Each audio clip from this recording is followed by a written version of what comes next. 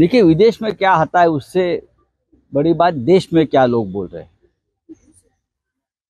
विदेश में मोदी का डंका बजाने वाले उनके भक्त है, वहां भी भक्त है उनके, लेकिन देश की जनता और देश का माहौल अलग है। तो विदेश के मैगजीन की बात यहाँ नहीं होनी चाहिए। आपको 4 जून को पता चलेगा। दूध का दूध, पानी का पानी। चला बोला काय अदानींबरोबर काय सेटलमेंट झाली असा प्रश्न मनसेंनी विचारला। सोडून द्या, त्यांना काय विचार, तर कामाचे प्रश्न विचार। धोक्यात आहे, संविधान धोक्यात आहे, विरोधकांकडून खोटा प्रचार असं कोण म्हणतंय? मोदींनी म्हटलंय। बघा, प्रधानमंत्री मोदी यांनी पंतप्रधान पदाची प्रतिष्ठा बरं का ज्या पद्धतीनं खाली आणलेली आहे ती अत्यंत देशाच्या संविधान आणि लोकशाहीसाठी धोकादायक आहे। प्रधानमंत्र्यांनी इतकं खोटं बोलू नये या मताच्या आम्ही आहोत। राजकारणात खोटं बोलतात लोक, पण प्रधानमंत्री पदावरील व्यक्तीनं मर्यादा पाळल्या पाहिजेत, पंतप्रधान पदाची प्रतिष्ठा पाळली पाहिजे। राजकारणामध्ये, लोकशाहीमध्ये, संसदीय लोकशाहीमध्ये विरोधकांना सुद्धा महत्व आहे हे मोदी मानायला तयार नाहीत। हा संविधानाला खतरा आहे। मोदींना लोकसभा, विधानसभा या विरोधकांशिवाय हव्यात। मोदींना देशामध्ये पुतिन मॉडेल आणायचं आहे। मोदींना आपल्या देशामध्ये पुतिन मॉडेल आणायचं आहे। विरोधक नकोत, विरोधक खतम, विरोधक जेलमध्ये। संविधानाला सगळ्यात मोठा खतरा असेल तर मोदींची विचारसरणी, मोदींची भूमिका। खोटं बोलायचं, विरोधकांना बदनाम करायचं, विरोधकांवरती खोटे आरोप करायचे, विरोधकांना तुरुंगात टाकायचं, विरोधकांना धमक्या द्यायच्या आणि धमक्या देऊन सगळे भ्रष्टाचारी लोक, खंडणीखोर आपल्या पक्षात घ्यायचे। हाच सगळ्यात मोठा आपल्या देशाच्या संविधानाला खतरा आहे। गडकरी सुद्धा हेच म्हणाले की काँग्रेसने संविधान तोडलेलं आहे। 80 वेळा काँग्रेसने संविधान तोडले। त्याला संविधान तोडणं म्हणत नाही, त्याला गरजेनुसार, देशाच्या, राष्ट्राच्या गरजेनुसार काही बदल करणं म्हणतात आणि डॉक्टर आंबेडकरांनी त्याला मान्यता दिलेली आहे। असं सांगली जागेमध्ये बोला झाला होता, त्यानंतर काल पुन्हा एकदा विश्वजित कदम यांनी पत्रकार परिषद घेतली आणि पुनर्विचार करावा, शिवसेनेने आणि आम्हाला जागा सोडावी, त्याचा पुन्हा एकदा साकडा घातला। बघा, विश्वजित कदम असतील किंवा विशाल पाटील असतील यांच्या भावना आम्ही समजून घेतो। काँग्रेस पक्षाचे ते जुने जाणते कार्यकर्ते आहेत। सांगलीमध्ये अनेक वर्ष ते पक्षाचं काम करतात।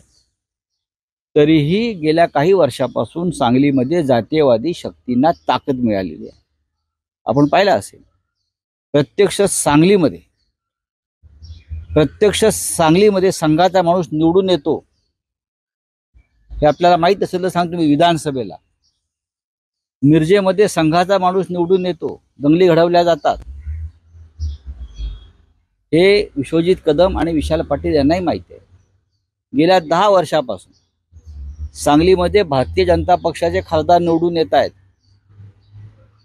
हे सुद्धा कदम आणि विशाल पाटील यांना माहीत असायला हवं। आणि त्यांच्याशी जर टक्कर घ्यायची असेल तर तिथे शिवसेनेचा उमेदवार लढणं गरजेचं आहे, ही जनभावना आहे। ठीक आहे, तिथे परंपरेनं काँग्रेस तिथे काम करते आहे। वसंतदादा पाटील असतील किंवा अन्य सगळे प्रमुख नेते सांगलीमध्ये वर्षानुवर्ष काम करतायत, आम्हाला त्यांच्याविषयी आदर आहे।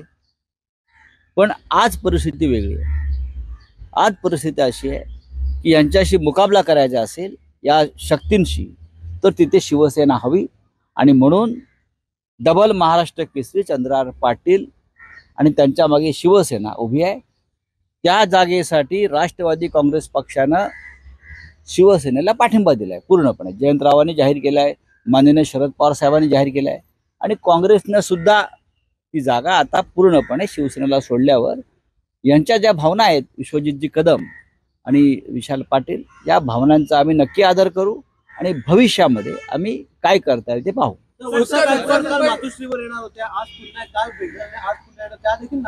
बघा, आम्ही सगळ्या जागा एकत्र लढतो। आता माझ्या बाजूला भिवंडीचे राष्ट्रवादी काँग्रेसचे आमचे उमेदवार बाळा मामा मात्र उभे आहेत। काय आहेत? आम्हाला एकत्र काम करायचं आहे. तिकडली शिवसेना आम्हाला कामाला लावायची. आम्ही असं म्हणत नाही की भिवंडी हा शिवसेनेचा बालेकिल्ला आहे, पण तिथं राष्ट्रवादी काँग्रेसच्या उमेदवाराला कशी उमेदवारी मिळाली नाही. प्रत्येक उमेदवार हा महाविकास आघाडीचा आहे. मग शिवसेनेचा असेल, राष्ट्रवादी काँग्रेसचा असेल किंवा काँग्रेसचा असेल, 48 उमेदवार हे महाविकास आघाडीचे आहेत आणि 48 उमेदवारांसाठी मी एकत्रित काम करू. वर्षाताई गायकवाड या आमच्या भगिनी आहेत, आम्ही त्यांची समजूत काढू. उत्तर मुंबईची जागा सुद्धा शिवसेनेकडे यावी यासाठी काही कार्यकर्त्यांनी पदाधिकारी सुद्धा नेते आग्रही असल्याचं लोकांची मागणी आहे. ती जागा शिवसेनेनं तिथे आम्ही विनोद घोसाळकर यांना काम करण्यासंदर्भात लोकसभेचं आम्ही त्यांना उद्धवजींनी त्यांना गो अहेड दिलं होतं. पण अचानक काँग्रेसने त्या जागेची मागणी केली. आम्ही म्हटलं ठीक आहे, आम्ही कोणतीही खळखळ न करता ती जागा काँग्रेसच्या यादीमध्ये टाकली. पण ती जागा परंपरेनं ही शिवसेनेची आहे. दहिसर बोरिवली हा जो भाग आहे तिथे जर शिवसेना जागा लढणार असेल तर 100% त्या जागेवर आम्ही विजय प्राप्त करू, हे आम्हाला माहिती आहे. पण आम्हाला कोणताही वाद नको असल्यामुळे आम्ही ती जागा काँग्रेसने मागितली, आम्ही काँग्रेसला दिली. सर, पण विनोद घोसाळकर यांना काँग्रेसकडून काँग्रेसच्या चिन्हावर लढवावं असं देखील ऑफर देण्यात असं होणार नाही. त्यांनी नकार दिला. असं होणार नाही. विनोद घोसाळकरांना ढकललं तरी ते जाणार नाही.